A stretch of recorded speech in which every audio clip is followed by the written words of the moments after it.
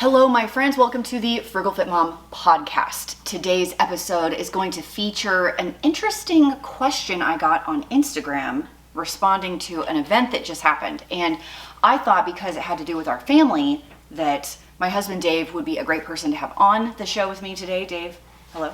Hello. Before we get into where this question came from and what we're going to talk about, I did want to say that we do release new episodes of the podcast every Tuesday. It is available anywhere that you listen to podcasts, as well as on YouTube. If you want to watch the video version, it's available there too. You can subscribe. Leave us a review on your favorite podcast platform because it helps other people find us. We're pretty new. And if you have a topic that you think would be great on a podcast, you can DM me at Frugal Fit Mom 6. It's actually where I have several of my podcast topics in the bank that we are going to be recording very, very soon. I'm really excited about this one. I already kind of told him about it. So here's the background. I took a day and took my youngest son skiing. Ryan is 11 years old, and him and I went skiing for the day. And I posted a few pictures and videos on Instagram. Okay, there's the background. Everybody else was busy. Ryan, as the youngest, tends to get left behind quite a bit. He doesn't work. He does a lot fewer sports. He doesn't have teenage friend groups he hangs out with. So I feel like he is home alone a lot. And I'm trying to be aware of that. So he's not like, okay, another day that I'm alone, nothing to do. And so I'm like, well, we need to create some special memories with him. So that's what we did, and I posted about it. Okay. I got this, I think it was a DM actually, or a comment. It was a comment. It was a comment on Instagram, and it said, wow, you have an adventurous life. I know you save money on certain things. How are you able to do all of the adventures you post?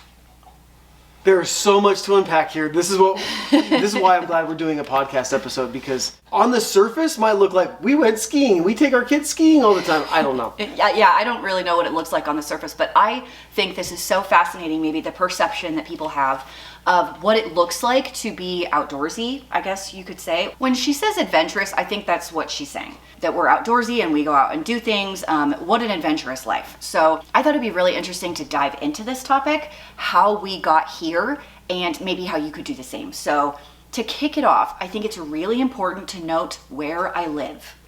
Location is really important. Really important because we have lived in places like Dallas that do not lend itself to an outdoorsy, quote, adventurous life unless you're traveling a great distance.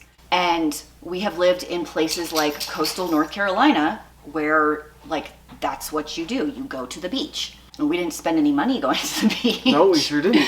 But we would go because that's what there was. So there is something to be said about location. Where we live now is not a big town. There's nothing else to really do besides go spend time in the mountains. It's so true. Like, we don't get concerts and plays, and there's not great places to eat. Like, there's not great shopping. That's not what you do here. We live by the mountains, by national parks. That's what you do. If you want to do something, that's what's available. So I think that's super important. If you don't live in a place that has that close by, that can seem very challenging. Right. Every place we've lived has had their own special things. Yes. Texas was actually really good for running and cycling. Road cycling. Not mountain biking. They didn't have that. There was a few little mountain biking things here and there. But not much. We weren't into it that much then. No, yeah. In Texas is a huge road cycling community, which was awesome. But we didn't live close to like the Gulf or anything. I mean, Dallas is city living at its finest. Right. Great restaurants, great music, great concerts, great plays. Right. And that's what you did there. Well, we didn't do very much because those cost money. We didn't have money back then. Okay, so location is really important. Mm-hmm. What's the next thing? I think the next thing is thinking that it's unattainable or that it has to be expensive. You could go either way there. What do you think? Sure. So let's talk about the expenses of the adventurous lifestyle that we live. Okay, yeah, sure. Some people think it's really expensive.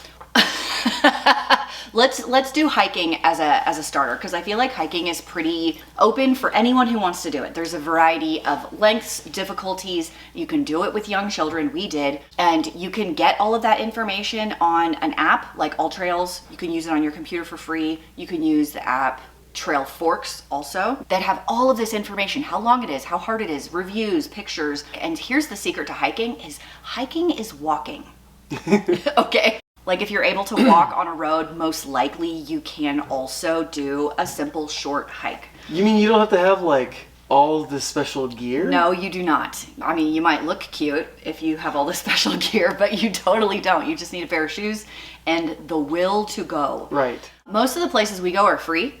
They have free hikes everywhere. Another option are state parks, which are very inexpensive. We've done a few state parks in Utah, which like $10 for a week. In Idaho, we get a state parks pass with our car registration. It's $20 for 2 years. For unlimited state parks pass. Unlimited, so you can go for essentially nothing. And then let's do national parks, because that's a really popular one. You can pay $80 for an entire year if you're not a senior or veteran, I think, military. Military gets a special discount also. But we pay $80 for 1 year. All national parks, either Dave can use it or I can use it. It gets the whole car in for free. And to go back to location for a second, we live next to two of the most famous national parks in the U.S. It's a day trip, yes. Within 2 hours, we could be in Yellowstone or Grand Teton National Park. Yes. A few more hours, I think Utah's got 7 or 8 national parks. They've got the Mighty Five, which are like the big ones that people always try and hit. Yeah, you tack on a few more hours, we can hit the Mighty Five, no sweat. We can get up to Glacier in like 6-7 hours. There are, within a 1 day's drive, I think there's almost a dozen national parks that we can go to, and we take advantage. Yeah. So if you break down $80 over the course of an entire year, that's less than people pay for their Netflix subscription. Yeah. And then once you have the pass, what else do you need? A desire and the willingness to go. Okay. Okay. Yeah. So we did the money. I think we've taken care of like hiking in and of itself is not expensive. You just go. Yeah. It's so good for you. Oh, for sure. I get such a kick out of going to some of these places that my own 2 legs can take me. At church today, Rachel was like, oh, hey, I saw you're doing all these crazy hikes in the snow, or I don't know. I was like, what are you talking about? I'm not hiking in the snow. Are you talking about like the hiking we did in St. George over Christmas? She's like, yeah, that's so great. And I think I said to her, when I hike, it's when everything makes sense. And she made a joke and she was like, well, when I'm in my bed, everything makes sense, right? Which was really funny. But I was like, let me clarify. When I'm out in nature where few other people go, I feel alive. There's no other place I go that makes me feel more alive. Okay. So going back to the questions. Yeah. There was something else that she said that I wanted to tackle. Okay, let me pull it back up. She made it look like we just got here overnight. Okay, how are you able to do all of the adventures you post? How? How? Like, how do we get there? And so there's a lot to unpack there. I want to talk about one of them, which is, it may look like we just started doing, like we can just do these overnight or something. I don't know. Yeah, I bet if you base our entire lives off of what you see now, you would probably think, wow, they're so adventurous and crazy. But it wasn't always like that. We started really small. We started really small. When the kids were really little, we worked at a Boy Scout camp outside of Yellowstone. We spent every weekend going to Yellowstone, hiking. We didn't have very good gear. We had like this little snuggly backpack. It was and like we'd throw the kids in there. $20. It was like $20. And we did short hikes. So you did not grow up exactly that way. You guys did a lot of camping stuff. Yeah, we did camping, but I grew up in a city. When I told you we were going to go live at Boy Scout camp, or we're going to hike and take the kids on all these hikes all the time, did you think I was crazy? Like, what did you think? No, not the hiking, because I had done hiking as a kid and I've always liked it. Because my vacations as a kid were camping, so that was fine for me. But as a mom of young kids, did you think I was nuts trying to like take all the young kids to go I don't hiking? know. No, not at all. Okay. Because I'm kind of I was just about to say I'm kind of an adventurous person. Which was the whole topic. Okay, so there is something to be said for that. I like doing things out of the ordinary. Yes. I like breaking the day-to-day routine. You know something? What? That's why I married you. Is it really? That's the secret? Absolutely. You did not know this?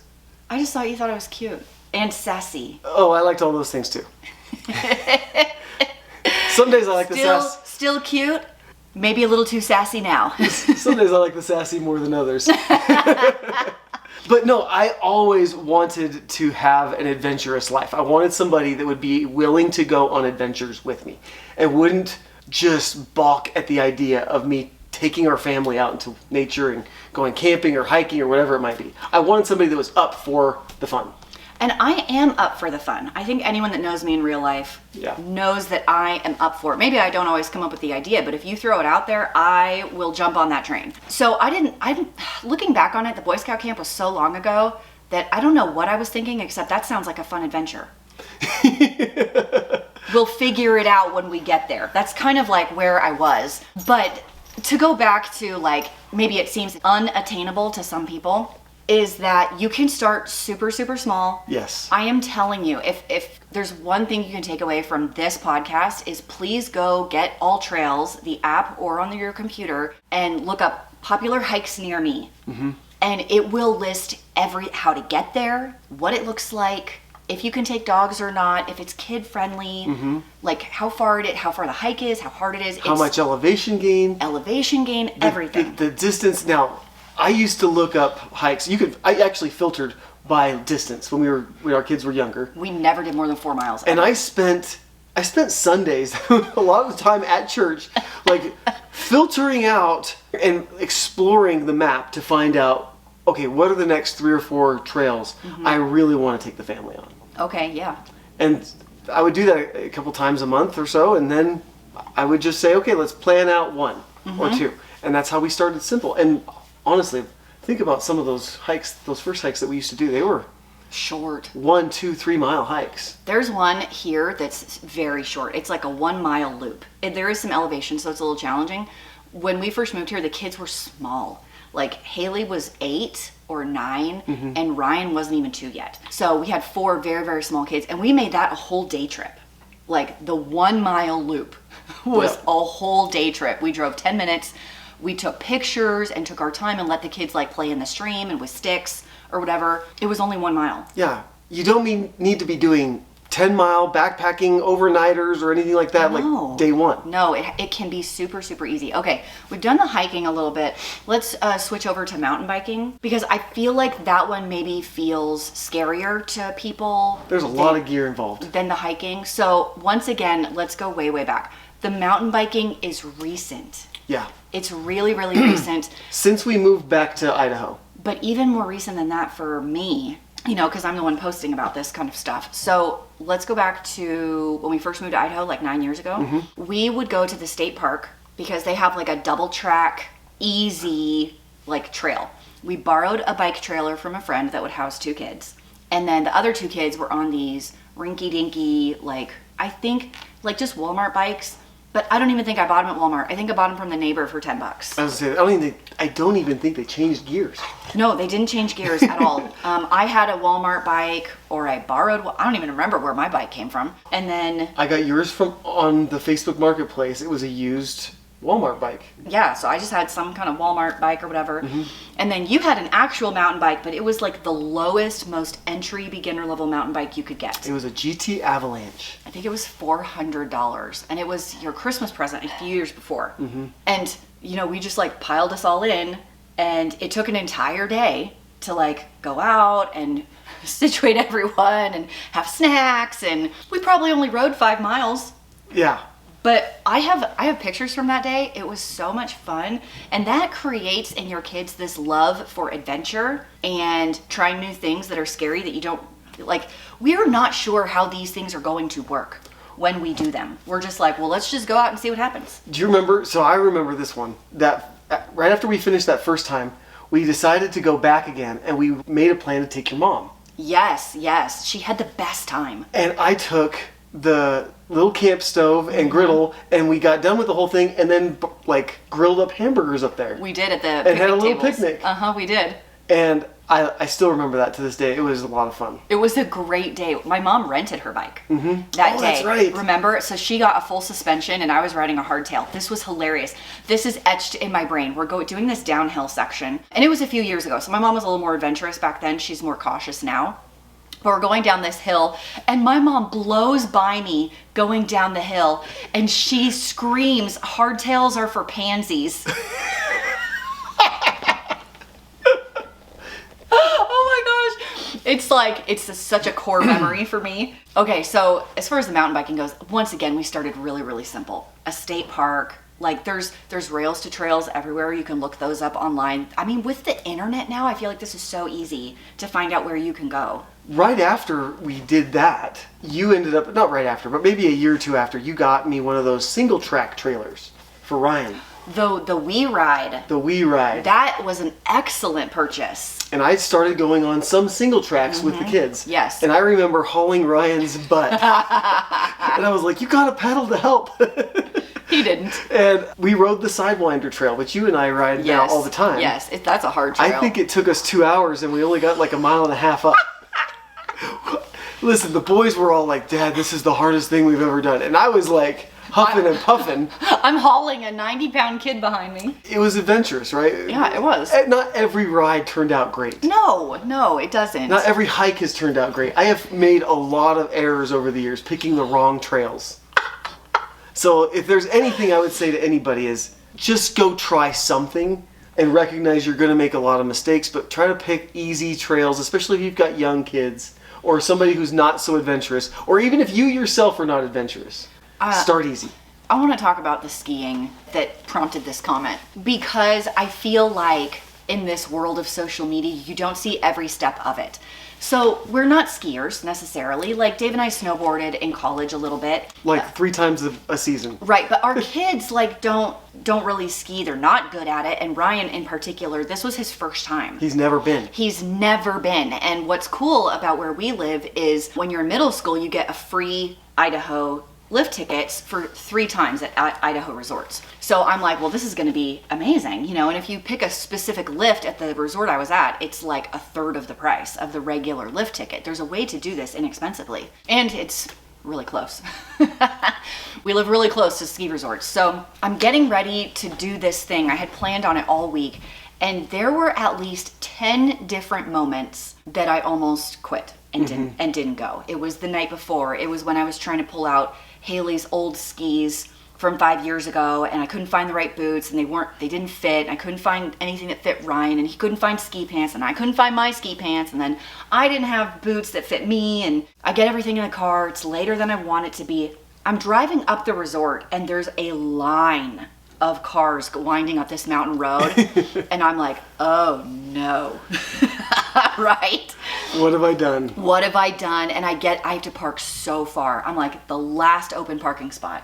It was so busy. So were you regretting it? Like, there was multiple times you almost didn't go? There were so many moments that I almost turned around and went home before we even got started. And I get into the line to go to the ticket booth because with his pass, I got to go get his card for the day. Right. Even though we didn't pay for it. And the line, oh my gosh, I stood in line for 40 minutes outside waiting for the ticket booth thinking this is such a waste of time. Wow.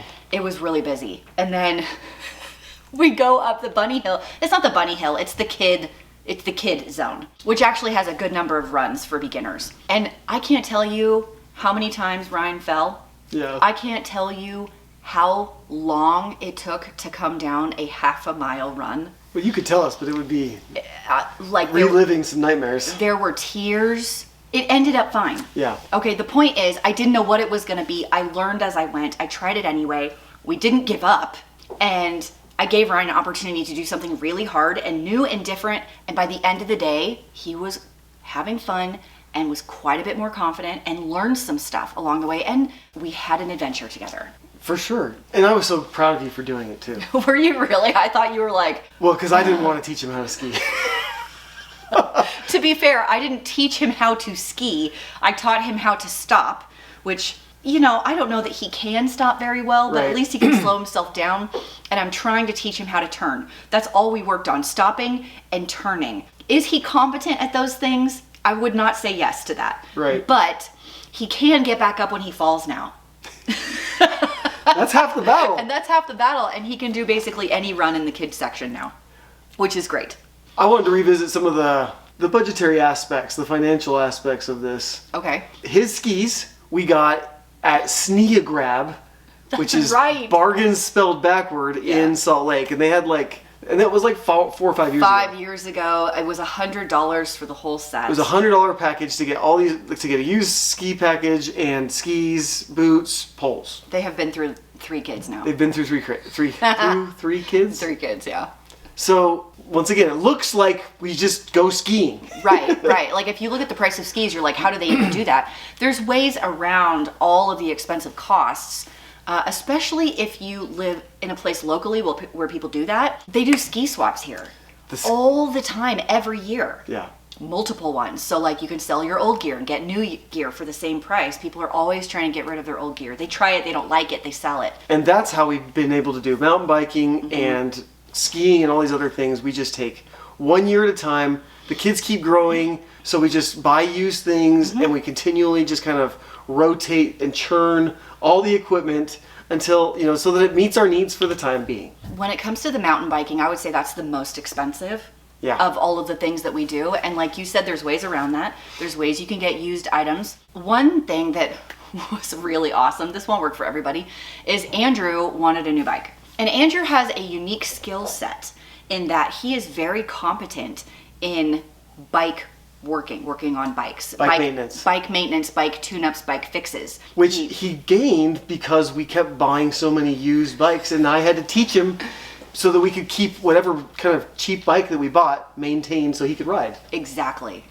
So what he did, so all the local bike shops charge about $90 for a standard tune-up, no fixes. Yeah. So Andrew made some flyers, took them around the community. I think he only charged $25 for a tune-up, and then he would fix things with a small labor fee plus parts. And he was able to earn enough money to buy his own bike. So not only was he able to get word out, he started his own business, essentially, learned how to deal with customers, learned how to communicate, and made more money than he makes at his current restaurant job now, like hourly, and gave a deal to everybody else. Like, you take your bike to any bike shop and pay $90, you could pay my son $25. That's been a really nice addition because now we don't have to buy his bikes. Right. So Andrew saved all of his money and purchased his own bike. Yeah. Used. Yes. He bought a used bike. Off of the marketplace. But the guy had only used it one day. Right. And the great thing about knowing bikes is you know what to look for, and you can still fix anything you want. Yeah. Honestly, we've been doing this biking thing now for 6 or 7 years. I'm new. I haven't been going that long. But what I'm saying is it's been 6 or 7 years of practice and getting into this world to know how to churn these bikes and turn them into functional equipment for us. Right. And so we've gathered one little piece of equipment every year.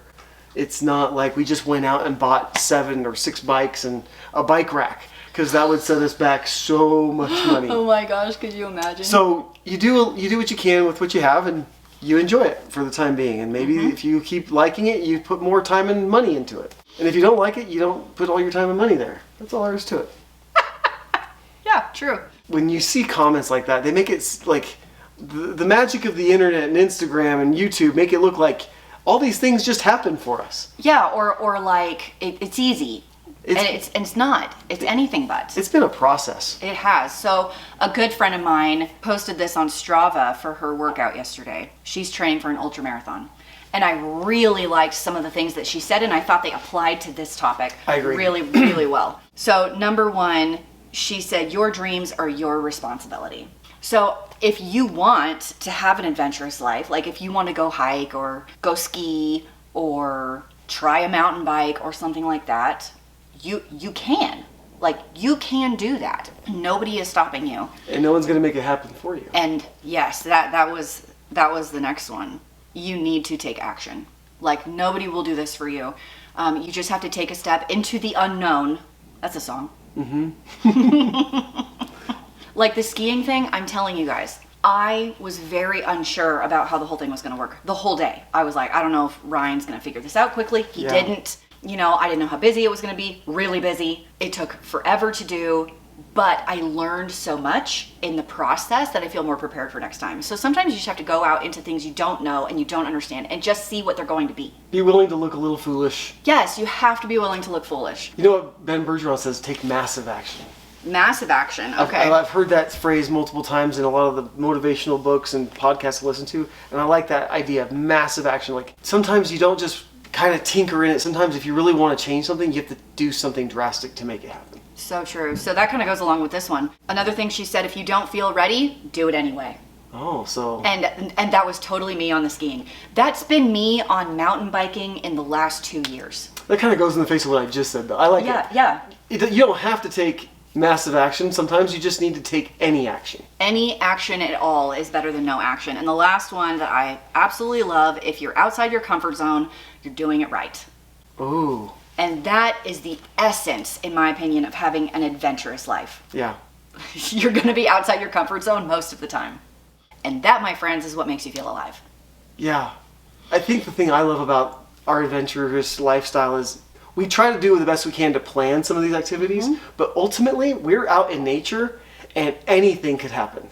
So true. And that's actually the thing I love the most. Because, right, the kids and you guys don't know that everything's going to turn out great. No, I don't know. We just hope. We just hope they And do. we plan for contingencies. So true. I think my message today at the end of it is it's not as perfect as social media makes it look. Right. Okay? And it is available based on where you live. Okay? If you want to do it, you just go do it. It is as simple as that. It really is. Pick a Saturday. And if you live close to places like we do, it doesn't have to be a Saturday, it could be a Tuesday night. Get home from work, throw your tennis shoes on, and go for a walk / hike. Or a run. Or a ride. Or a ride. Call up a friend. Try something new. And there's all sorts of places you can rent equipment if you don't want to. Like, you could just really get in without having to invest tons of money up Or front. borrow from a friend. Borrow from a friend. I think that's going to wrap this one up. I love it. I love it too. I just think it's available to anybody. It's why I like the lifestyle, because pretty much anybody can do it. What do you really like the most about the adventurous lifestyle that we've created? Well, like I said before, I get very bored with the same old. I like changing it up. It's much like I like rearranging furniture. Like, I just need it to be different and new and fresh and exciting. Yeah. And it's a way to have my life be fresh and new and exciting. Even if all I'm doing is hiking, if I'm hiking in a different spot or with a different person or in different weather, it's a different experience. Always. And like I said to my friend Rachel today, that is when I feel most alive, most content, most inspired. I'm the same way. I do feel more alive and inspired there. But I was going to say, if I'd add anything to what you just said, I was going to add being in those scenarios, in the adventurous scenarios that we put ourselves into. It provides opportunities and sometimes even forces me to teach the kids. Sometimes it gets so easy to just sit around the house and we're all doing our own thing. But when you get out there and the kids are a little bit more on their own and you see that, like, you see in real time what their reactions are, and there's no other distractions because we're just riding a bike or we're just hiking. Right. That we can talk through, hey, how can we do a better job at preparing for this thing? Or how can we react or respond better? And I guess I like the teaching moments. They present themselves so much differently out on adventures than they do when we're in the house. It's afforded a good opportunity to create relationships with my kids in a way that you won't watching movies. Yeah. Not to say I don't enjoy watching movies with my kids. We do both. I do both, yeah. But the one takes a lot more effort, right? Like, it's easy. Oh, for sure. The default in the house is easy to sit around the house and eat dinner or watch a movie with each other. It takes a lot more effort and planning to go out and do the adventurous things. But you can do it. If you want to do it, you can do it. I love that you are willing to let me do it. Speaking of dinner, Let's go eat. I think it's time for a little snack. So we're going to leave it there for today. Thanks so much for leaving the comment that inspired this podcast. I like comments like that because it helps us break down maybe some of the questions that you have. So thank you for listening today or watching if you're watching on YouTube, and excited to chat a little bit more next week. Yeah. All right.